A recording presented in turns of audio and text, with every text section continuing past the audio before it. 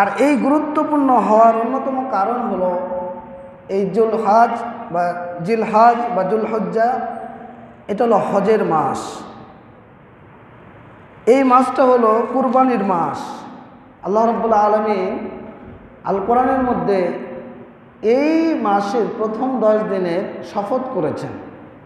সূরা ফাজর যদি আমরা পড়ি, প্রথম এবং 2 নম্বর আয়াত, আল্লাহ রাব্বুল আলামিন বলছেন আল ফাজরি ওয়া লায়ালিন আশ, ফজরের কসম করে আল্লাহ বলছেন, এবং 10 রাত্রে। এই 10 রাত্রির ব্যাখ্যা করতে গিয়ে সালাফগণ বলছেন যে জিলহজ মাসের প্রথম 10 দিন, অর্থাৎ চাঁদ ওঠার পর থেকে কোরবানির দিন পর্যন্ত এই 10 দিনের আল্লাহ শপথ করেছেন।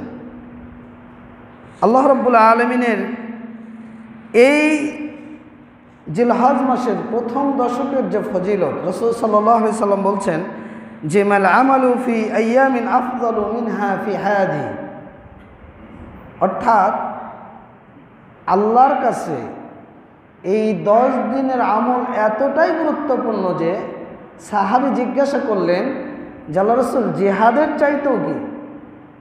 আল্লাহ রাসূল বললেন যে হ্যাঁ, জিহাদের চাইতেও সর্বোত্তম আমলের দিন হলো এই জিলহজ মাসের 10টা দিন। তবে যে ব্যক্তি তার নাফস বিনাফসিহি ওয়া মালিহি, নিজের জীবন এবং সম্পদ নিয়ে জিহাদে বের হয়ে গেছে কিন্তু কোনোটাই ফিরে আসেনি, অর্থাৎ শহীদ হয়েছে আল্লাহর পথে, ওই ব্যক্তি ব্যতীত বা ওই ব্যক্তির আমল ব্যতীত এই জিলহজ মাসের 10টা দিন আল্লাহর কাছে খুবই গুরুত্বপূর্ণ দিন। সুবহানাল্লাহ। এই মাস বছরের সর্বশ্রেষ্ঠ মাসের সর্বশ্রেষ্ঠ দিন। রাসূল সাল্লাল্লাহু আলাইহি সাল্লাম বলছেন যে আফজালু আইয়ামিদ দুনিয়া, দুনিয়ার সবচাইতে সর্বশ্রেষ্ঠ সর্বোত্তম দিন হলো আইয়ামুল আশ, 10টা দিন, অর্থাৎ জিলহজ মাসের প্রথম দশক। হাদিসটি এসেছে সহিহুল জামে 1133 নম্বর। এই মাস কেন এত গুরুত্বপূর্ণ? সালাফগণ এই মাসের গুরুত্ব বর্ণনা করতে গিয়ে বলছেন যে যেহেতু মৌলিক ইবাদত একত্রিত হওয়ার মাস, এ মাসে আপনার সালাত, এই মাসে আপনার সিয়াম, এই মাসে আপনার সাদাকা, এই মাসে আপনার হজ, এই মাসে আপনার উমরা, এই মাসে আপনার কুরবানি, সব ইবাদত একত্রিত হয়। এই জন্য এই মাস এত গুরুত্বপূর্ণ। ইবনে হাজার আসকালানি রাহিমাহুল্লাহ বলছেন ওয়াল্লাযী ইয়াজহারু আন্না সাবাবা ফি ইমতিয়াজি আশরি যিল হিজ্জা লিমাকানি ইজতিমাই উম্মাহাতিল ইবাদা ফি ওয়াহিয়াস সালাহ ওয়াস সিয়াম ওয়াস সাদাকা ওয়াল হজ।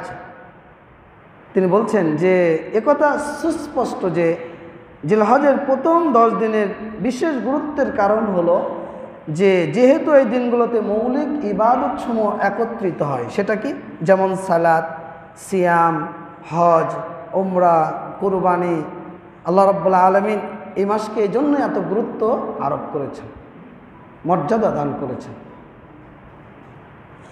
এই জিলহজ মাস দিনের নিদর্শন সমূহ সম্মানের মাস। আল্লাহ রাব্বুল আলামিন বলছেন যে যালিকা ওমান ইউআযযিম শাআইরাল্লাহ ফাইন্নাহা মিন তাকওয়াল কুলুব। আল্লাহ রাব্বুল আলামিন বলেন যে এটাই হলো আল্লাহর বিধান, যে আল্লাহর নিদর্শন সমূহকে সম্মান করে। অর্থাৎ এই মাসে যারা হজ করতে যাচ্ছে তাদেরকে যারা সম্মান করে, কুরবানির বিষয়গুলোকে যারা সম্মান করে, আর কারা করে? আল্লাহ রাব্বুল আলামিন বলছেন এটা হলো তাকওয়ার কাজ। যারা পরহেজগার, যারা মুত্তাকি, যারা আল্লাহকে ভয় করতে চায়, আল্লাহ বলছেন ফাইন্নাহা মিন তাকওয়াল কুলুব, এটা হলো আপনার আমার অন্তরের তাকওয়া থেকে। সূরা হজ 32 নম্বর আয়াত। এই জিলহজ মাসের প্রথম দশকে আপনার আমার করণীয় কি হতে পারে? যে মাসটা সামনে আসছে আর 10টা দিন পর, এই মাসে প্রথম দশকের আমলগুলোকে আমরা 2 ভাগে পৃথক করতে পারি, ভাগ করতে পারি। একটা হলো আম, সাধারণ আমল, আর একটা হলো খাস, বিশেষ আমল, যেটা এই 10 দিনের মধ্যে সীমাবদ্ধ। আর আম যেটা সারা বছর করা হয়, এই মাসের গুরুত্বের দিকে লক্ষ্য করে আমি আপনি বেশি বেশি করতে পারি, যেটা রাসূল করেছেন। আল্লাহ রসুল এবং আল্লাহ আমাদেরকে করার নির্দেশ দিয়েছেন, উৎসাহিত করেছেন। সেটা কি? 1 নাম্বার, বেশি বেশি তওবা এবং ইস্তেগফার করা। আপনার আমার যত ভুল ত্রুটি অপরাধ গুনাহগুলো রয়েছে আল্লাহর কাছে পেশ করে সেখান থেকে প্রত্যাবর্তন করা। তুবু ইলাল্লাহ তাওবাতান নাসুহ, যেটাকে বলা হয় খালেস তওবা। রমাজানের শেষ দশক লাইলাতুল কদর যদি পড়ে যায়, এই শেষ দশক হলো দুনিয়ার মধ্যে সর্বশ্রেষ্ঠ রাত। আর জিলহজের প্রথম দশক দিন, এটা হলো সারা দুনিয়ার মধ্যে সর্বশ্রেষ্ঠ দিন। সর্বশ্রেষ্ঠ রাত হলো রমাজানের শেষ দশক, শেষ 10 রাত। আর সর্বশ্রেষ্ঠ দিন হলো জিলহজ মাসের প্রথম 10টা দিন। এই জন্য এই 10টা দিনে আপনি বেশি বেশি তাওবা এবং ইস্তেগফার করবেন। আমরা কখন কে চলে যাব জানি না, কার ডাক চলে আসবে আসমান থেকে।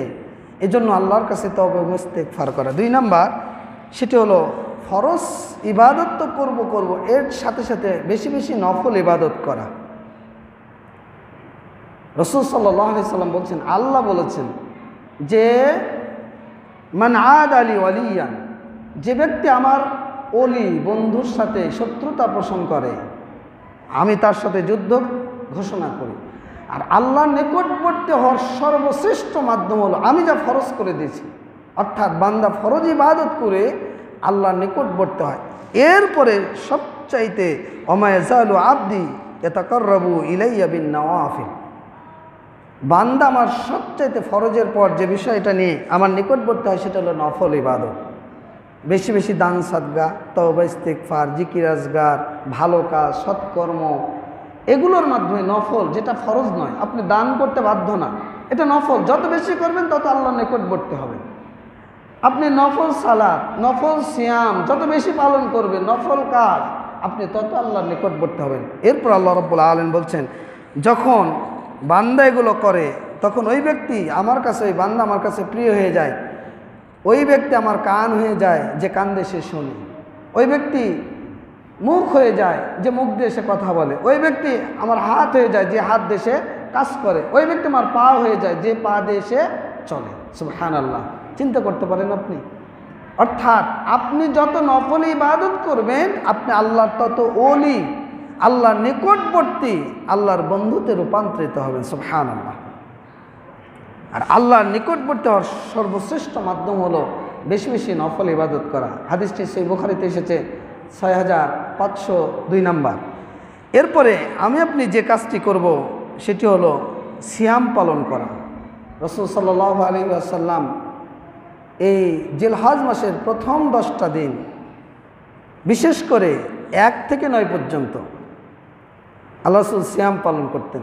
আল্লাহ রাসূলের স্ত্রী থেকে বর্ণনা এসেছে যে কানা ইয়াসুমু তিসআ মিন জিলহিজ্জা, আল্লাহ রাসূল জিলহিজ্জার 9টা দিন তিনি সিয়াম পালন করতেন। অর্থাৎ চাঁদ ওঠার পর থেকে আপনার কুরবানি আমরা যেদিন দেব তার 1 দিন আগ পর্যন্ত কুরবানির দিনে সিয়াম রাখা হারাম, এটা নিষিদ্ধ। ঈদের দিন সিয়াম রাখা নিষিদ্ধ।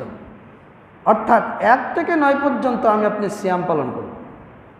বিশেষ করে আরাফার দিন, ওটা আমি পরে বলছি। এরপরে আমরা কি করব? বেশি বেশি জিকির করব, তাসবিহ, তাহলিল, সুবহানাল্লাহ, আলহামদুলিল্লাহ, আল্লাহু আকবার, এই যে জিকিরগুলো রয়েছে এগুলো বেশি বেশি করব। কেন? রাসূল সাল্লাল্লাহু আলাইহি সাল্লাম বলছেন যে মা মিন আইয়ামিন আ'যামু ইনদাল্লাহ ওয়া লা আহাব্বু ইলাইহি মিনাল আমালি ফীহিন্না মিন হাদিহিল আইয়ামিল আশর, বলছেন যে আল্লাহর নিকট অধিক মর্যাদাপূর্ণ এবং এই 10 দিনের মধ্যে সম্পাদিত যে আমল আল্লাহর নিকট সবচেয়ে প্রিয়, অধিক প্রিয়। এই জন্য রাসূল বলছেন ফাআকসিরু ফীহিন্না মিনাত তাহলিল ওয়াত তাকবীর ওয়াত তাহমিদ, তোমরা এই 10টা দিনে বেশি বেশি আলহামদুলিল্লাহ, আল্লাহর প্রশংসা করো, সুবহানাল্লাহ, এরপরে আল্লাহু আকবার, আল্লাহর বরত্ব ঘোষণা করো। কেননা এই কয়টা দিনের আমল আল্লাহর কাছে অত্যন্ত গুরুত্বপূর্ণ এবং আল্লাহর কাছে খুব প্রিয়। আলহামদুলিল্লাহ। এই জন্য যখন জিলহজ মাস আসবে আপনার আমার উচিত যে এই 10টা দিন বেশি বেশি, বিশেষ করে 9 দিন অর্থাৎ 1 থেকে 9 পর্যন্ত সিয়াম পালন করা বেশি বেশি জিকির, তাসবিহ, তাহলিল, সুবহানাল্লাহ ওয়া বিহামদিহি একবার যদি পড়েন, লা হাওলা ওয়ালা কুওয়াতা ইল্লা বিল্লাহ একবার যদি পড়েন, আল্লাহ রাসূল বলছেন এটা হলো জান্নাতের ভান্ডার, জান্নাতের রত্ন ভান্ডার। যে ব্যক্তি যত বেশি করতে পারে, আপনি একবার বললেন লা হাওলা ওয়ালা কুওয়াতা ইল্লা বিল্লাহ, আপনি জান্নাতের একটা রত্ন ভান্ডার অর্জন করলেন। সুবহানাল্লাহ ওয়া বিহামদিহি, আল্লাহ রাসূল বলছেন কেউ যদি একবার পরে জান্নাতে তার জন্য খেজুর গাছ রোপণ করা হবে। সুবহানাল্লাহ, আপনি 100 বার পড়লেন সুবহানাল্লাহ ওয়া বিহামদিহি, সুবহানাল্লাহিল আযীম ওয়া বিহামদিহি। আল্লাহ রাসূল বলছেন যে সুবহানাল্লাহ ওয়া বিহামদিহি কেউ যদি 100 বার পড়ে তাহলে তাকে ক্ষমা করে দেওয়া হবে, যদিও তার পাপরাশি সমুদ্রের ফেনা পরিমাণ হয়। সুবহানাল্লাহ। আপনি লা ইলাহা ইল্লাল্লাহ কালিমা তাইয়্যিবা বারবার পড়েন, আল্লাহ রাসূল বলছেন যার শেষ বাক্য হবে এই কালিমা, তার জন্য জাহান্নামের আগুনকে হারাম করে দেওয়া হবে। সুবহানাল্লাহ, তার জন্য জান্নাত অবধারিত হয়ে যাবে। এই যে জিকির আমি আপনি কতটুকু করি? 2 জন 4 জন এক জায়গায় হলে তো গল্প, এই গীবত, তহমত, সমালোচনা। অথচ আপনি যদি ওই সময়টা 10 বার সুবহানাল্লাহ ওয়া বিহামদিহি, সুবহানাল্লাহিল আযীম, সুবহানাল্লাহিল আযীম ওয়া বিহামদিহি, লা হাওলা ওয়ালা কুওয়াতা ইল্লা বিল্লাহ এগুলো যদি আমরা পড়তাম, তাহলে আমাদের রত্ন ভান্ডার জাদুল মাআদ অর্থাৎ আখিরাতে সঞ্চিত সম্পদ কতই না বেড়ে যেত। হাদিস শুনিয়েছিলাম, একটা খেজুর গাছ, রাসূল বলেছিলেন ওই যে উম্মে দাহদা, যে জান্নাতে আল্লাহ তার খেজুরের গাছের ব্যবস্থা করে দেবেন। একটা খেজুরের গাছের ব্যবস্থা করার জন্য আবু দাহদা তার সব সম্পদ তিনি বিক্রি করে দিয়েছিলেন ওই এতিম বালকের একটা গাছের জন্য। হাদিসটা বলেছিলাম। তাহলে শুধু জান্নাতে আল্লাহ রাসূল বলছেন যে খেজুর গাছ আল্লাহ ব্যবস্থা করবেন, আপনাকে আমাকে রাসূল দোয়া শিক্ষা দিচ্ছেন, জিকির শিক্ষা দিচ্ছেন যে তুমি সুবহানাল্লাহি ওয়া বিহামদিহি একবার বলো, তাহলে জান্নাতে তোমার জন্য খেজুরের গাছ রোপণ করা হবে। সুবহানাল্লাহ। অথচ আমরা বলতে চাই না। এই 10টা দিন অন্তত পড়ার চেষ্টা করেন বেশি বেশি করে। এরপরে বেশি বেশি দান সাদকা করা। আপনার আমার এই 10টা দিন বিশেষ করে যতটুকু পারি বেশি বেশি দান সাদকা করার চেষ্টা করব। এটা হলো বিশেষ আম আমল। খাস আমল কি, যেটা এই 10 দিনের সাথে সীমাবদ্ধ, সেটা হলো 1 নম্বর হজ পালন করা।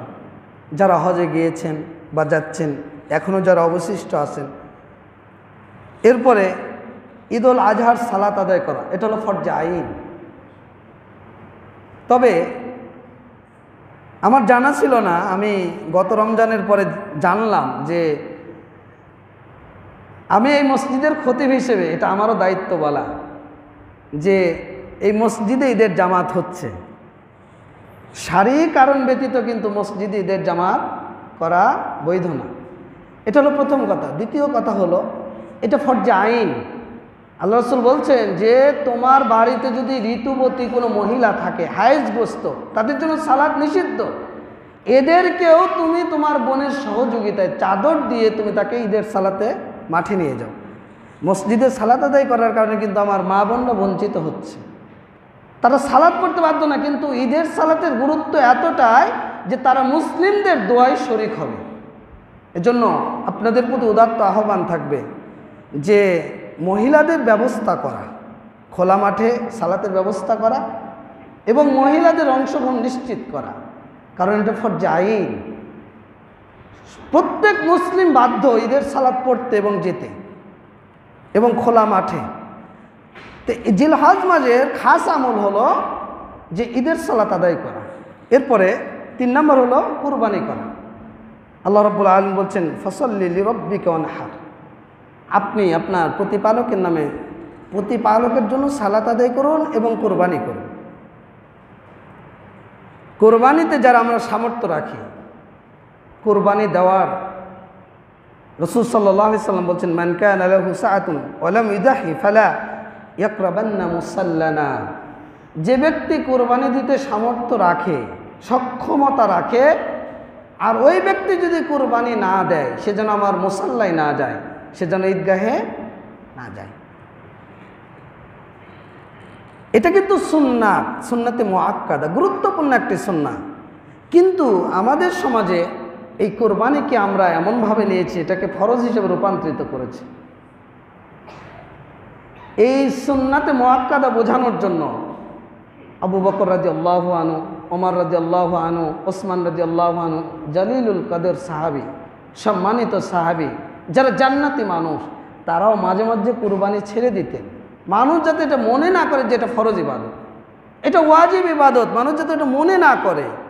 কিন্তু আমাদের মধ্যে অবস্থাটা এমন হয়েছে, আল্লাহ রাব্বুল আলামিন বলছেন যে আল্লাহ তোমাদের গোশতও নেবে না, রক্তও নেবে না। লা ইয়ানালুল্লাহু লুহুমুহা ওয়ালা দিমাউহা ওয়ালাকিন ইয়ানালুহুত তাকওয়া মিনকুম। আল্লাহ তোমাদের তাকওয়া নেবে, গোশত নেবে না, রক্তও নেবে না। আপনার কুরবানি হওয়ার আগে আপনার তাকওয়া পৌঁছে যাবে কোথায়? বলেন কোথায়? আল্লাহর কাছে। আপনার অন্তরের খবর জানে কে? বলেন জানে কে? আপনি কোন উদ্দেশ্যে কুরবানি দিচ্ছেন আল্লাহ কি জানে না? আপনি ফরজ সালাতের খবর নাই, কিন্তু আপনি কুরবানি নিয়ে আসলে আপনার আমার টেনশন, চিন্তা যে মেরাদিয়া বাজারের সবচেয়ে বড় গরুটা কেনা যায় কিনা।